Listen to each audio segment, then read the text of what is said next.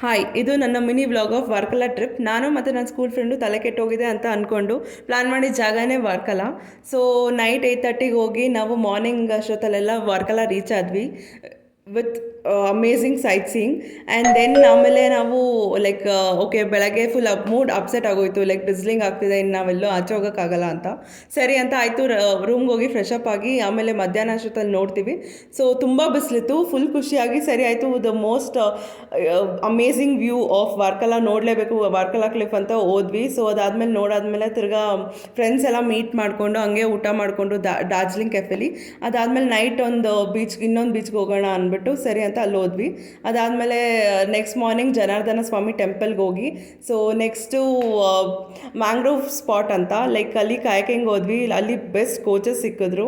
ಅದಾದಮೇಲೆ ತಿರ್ಗಾ ನೈಟ್ ನಮ್ಮ ಫ್ರೆಂಡ್ಸ್ ಜೊತೆ ಊಟ ಮಾಡಿಕೊಂಡು ತಿರ್ಗಾ ರೂಮ್ಗೆ ಹೋಗಿ ಪ್ಯಾಕಿಂಗ್ ಸ್ಟಾರ್ಟ್ ಮಾಡಿದ್ವಿ.